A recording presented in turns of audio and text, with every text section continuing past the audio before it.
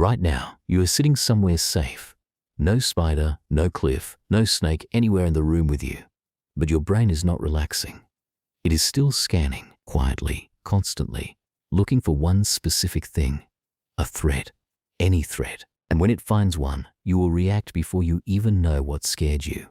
Not after you think about it, before. Your reaction comes first, and your understanding comes limping along behind it. Here is the wild part. Your fear alarm fires in about 12 milliseconds. Your conscious thought, the voice that says it's just a coat on a chair, takes 20 times longer. So your body panics first and asks questions later. Every single time. It cannot help it. And here is the strange part. That jumpy, oversensitive system is the reason your ancestors lived to make you. This is the story of every human phobia, where they come from, why they feel completely unstoppable, and why your brain still guards you against dangers the modern world erased a long time ago. By the end, you will never feel embarrassed by your own fear the same way again. Stay with me. To understand every phobia on Earth, you first have to meet one tiny part of your own brain. It is called the amygdala. Two little almond-shaped clusters buried deep behind your eyes. You have two of them, one on each side. Small, ancient, and almost always right when it really counted. Its only job is survival. It does not think, it does not reason, it just reacts. Decades ago, a scientist named Joseph Ledoux mapped exactly how a scare reaches it. He found two roads. The first is the low road, a shortcut. A rough, blurry signal that screams danger before you understand it. The second is the high road, the smart one. It builds the full picture, but it arrives late. So you flinch at a stick on the trail first. A heartbeat later, you see it was never a snake. The low road is fast and dumb. The high road is slow and smart. You need both. That tiny gap, that split second when your body acts and your mind is still catching up. That gap is where every phobia you have ever felt is born. So let's open the cabinet. Some fears you were practically born with. Scientists have a name for this. They call it prepared learning. Your brain comes preloaded from the factory to fear a small handful of very old, very specific things. First on that list, arachnophobia. The fear of spiders. Around 3 to 6% of people have it badly. It is one of the most common fears on Earth. More people fear a spider than fear a car, and on paper, it makes no sense at all. A common house spider cannot really hurt you, but your ancestors lived surrounded by venomous spiders with no medicine to save them. The humans who froze at 8 legs survived to have children.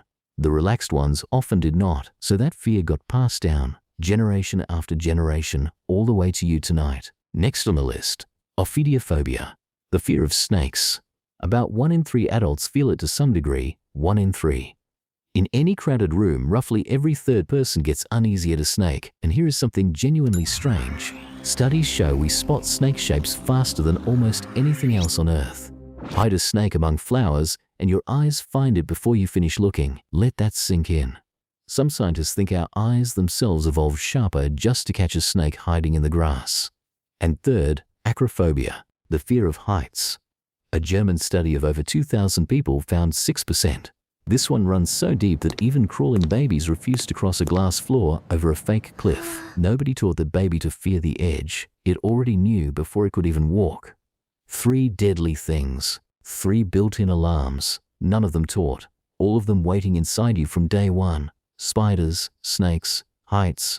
Notice the pattern? Each one could end an ancient human in a matter of seconds. These are not bugs in your brain. They are old, loyal guards who never got the memo. But not every phobia is ancient. Some are built in a single, terrible second. In 1920, 2 researchers ran one of the most infamous experiments in the history of psychology. Today, it would never be allowed. Back then, they asked one thing. Could you build a fear from nothing? They showed a baby boy a soft white rat.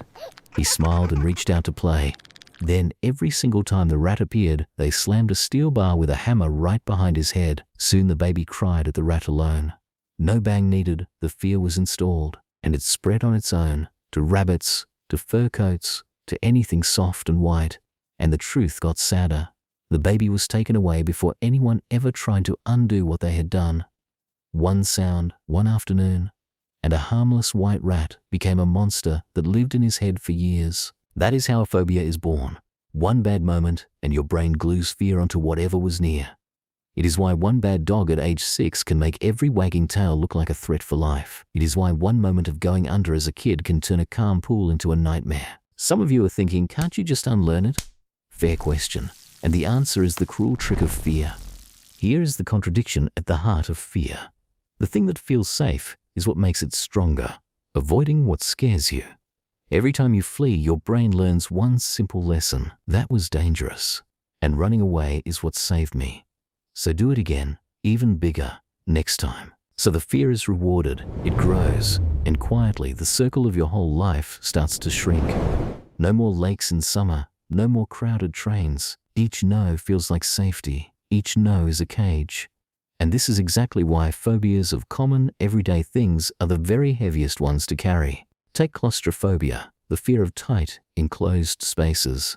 It haunts somewhere between 5 and 10% of people, and the modern world went and built elevators, MRI tubes, packed subway cars, and tiny middle seats absolutely everywhere. The harmless modern world quietly became an obstacle course for the people who fear small rooms. Be honest, would you lie still inside an MRI tube for a full hour? No sedation? Tell me below. If small rooms sound rough, wait until you see what happens when your own body turns against you. Subscribe before this next part, because it is the strangest thing fear can do. Almost every phobia does the same thing. Your heart races, your hands sweat, you want to run. That is your fight or flight system flooding you with energy to escape. It is loud, fast, and obvious. But two phobias break that rule completely, and what they do instead is almost unbelievable. Hemophobia is the fear of blood. Trypanophobia, the fear of needles. Up to a quarter of adults feel it. With every other fear, your blood pressure shoots straight up. With these two, it does the exact opposite. It is called a vasovagal response. Your pressure crashes, the blood drains from your head, the world goes grey, and down you go. You faint. These are the only common phobias on earth that can knock you out cold. This sounds made up, but it is verified. Faced with blood, your body hits its own shutdown button, and it traps people in a brutal loop. They fear fainting, the fear drops their pressure, and they faint. Round and round it spins. The dread of going down is the very thing that takes them down. It is why some people skip vaccines and dodge doctors. Not stubbornness, a body that betrays them. So now, the big idea. The one thing I really want you to carry out of this video. A phobia is not weakness. It is a survival system working perfectly, just aimed at the wrong targets. Think about it for 1 second. Almost nobody is born terrified of cars, electrical sockets, or greasy fast food. And yet those are what actually kill us by the millions. But they are too new for your alarm. A spider barely threatens you anymore. A car threatens you every day.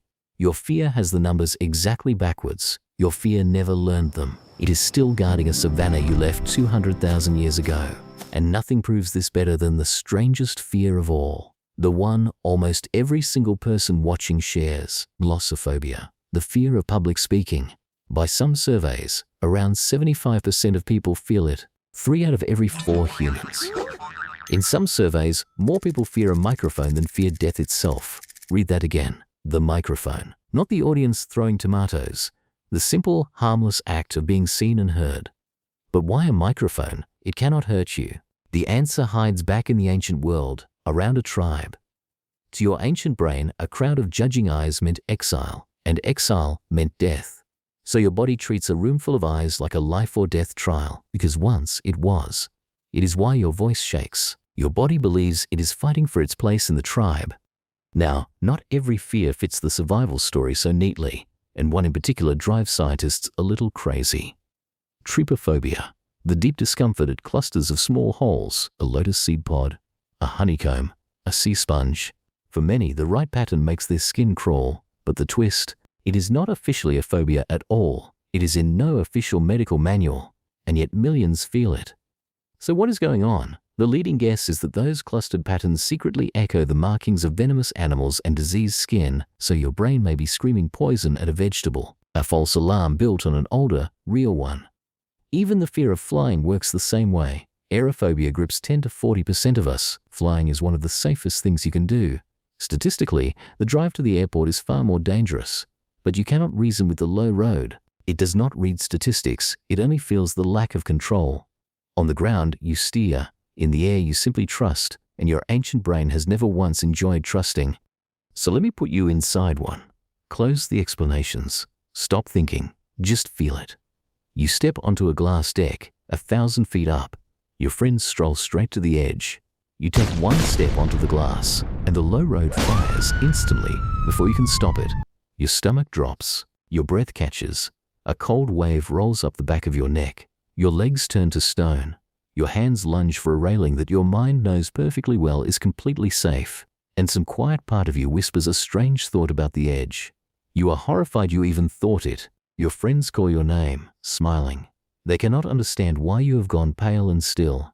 That is a phobia, not a choice, not weakness. A 12-millisecond alarm, louder than every reasonable word you know.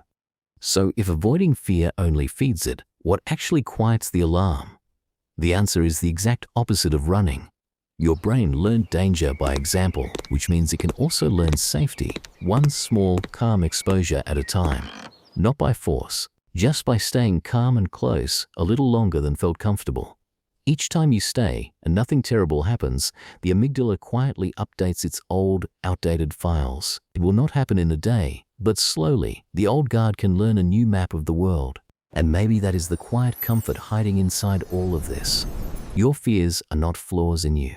They are proof that 100,000 ancestors stayed alert enough to survive. Every careful one survived to pass that caution down. The last link in the chain is you. So tonight, when something makes you jump, a shadow on the wall, a spider, a sudden creak in the dark, do not be embarrassed by it.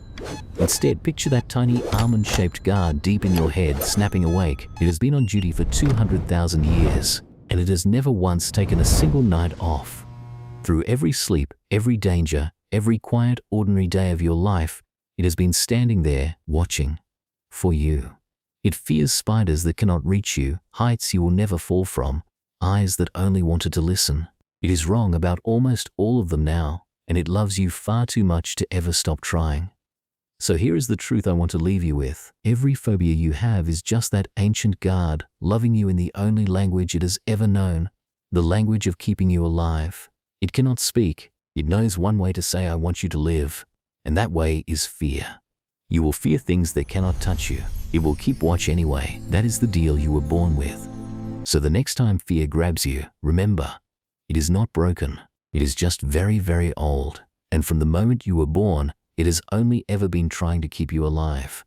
And next time I will show you what your brain does the moment you fall asleep. You won't believe it.